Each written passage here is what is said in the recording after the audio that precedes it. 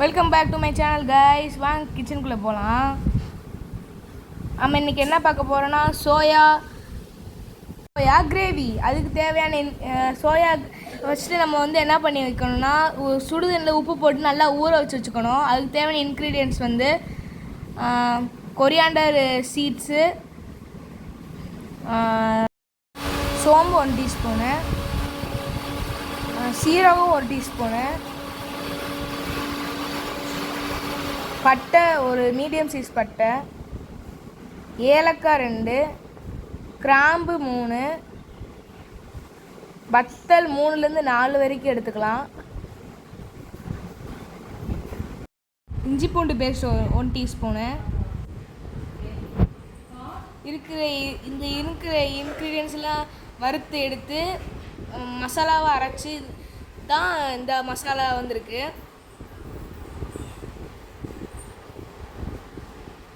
நம்ம ஒரு கடாய் எடுத்துக்கணும். அதில் 2 ஸ்பூன் எண்ணெய் ஊற்றிக்கணும்.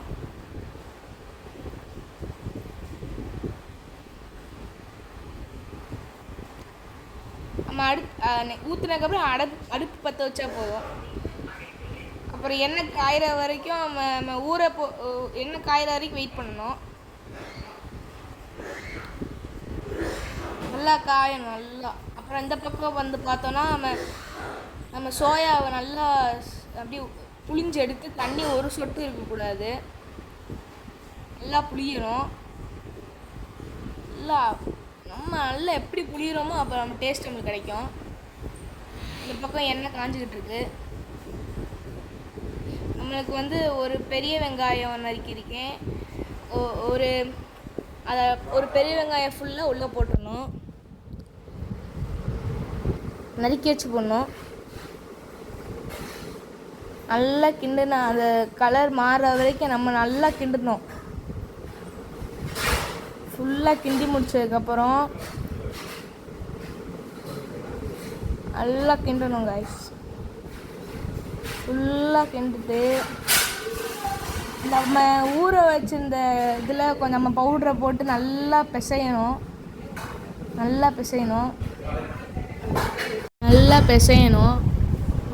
ஸ்ப்ரெட் ஆகணும். எல்லாத்துக்கும் நல்லா ஸ்ப்ரெட் ஆகிற வரைக்கும் நல்லா பிசையணும். இந்த பக்கம் நம்ம வெங்காயம் வந்து நல்லா வதக்கணும். நல்லா இந்த கலர் சேஞ்ச் ஆகிறது தெரியுது. அந்த கலர் சேஞ்ச் ஆகிற வரைக்கும் நம்ம வதக்கணும்.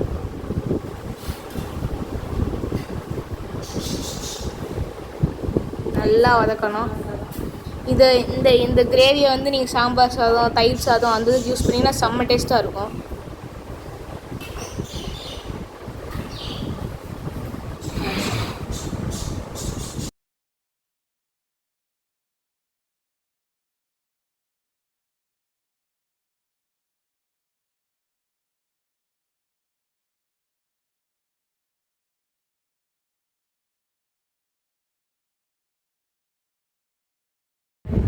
வெங்காயம் நல்லா கலர் மாறினதுக்கப்புறம் நம்ம ஒரு தக்காளி ஃபுல்லாக நறுக்கி போட்டுருணும். உள்ளே நல்லா வதக்கிக்கணும். சிம்மில் வச்சு நல்லா ஜூஸி வர வரைக்கும் நல்லா வதக்கணும்.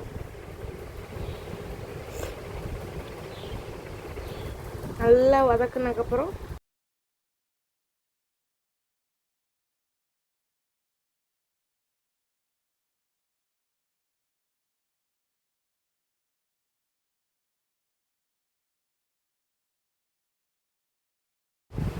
நம்ம நல்லா பிசைஞ்சு வச்சது நல்லா இப்படி நல்லா சாஃப்டாக இருக்கும். இந்த பக்கம் வதக்கிட்டு இருக்காங்க. நல்லா வதக்கணும். நல்லா லைட்டாக அடித்து வதக்கணும். ஜூஸில் வெளியே வரும். 1 டீஸ்பூன் மஞ்சப்பொடி,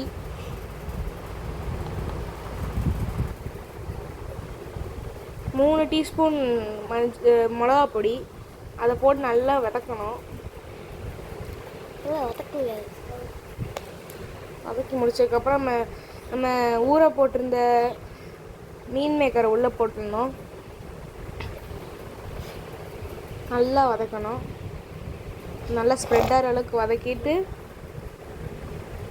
லைட்டாக நம்மளுக்கு கிரேவி இதுக்கு வர வரைக்கும் லைட்டாக தண்ணி ஊற்றிக்கணும். லைட்டாக நல்லா அந்த இது உள்ளே போகிற வரைக்கும் நம்ம வதக்கணும் லைட்டாக.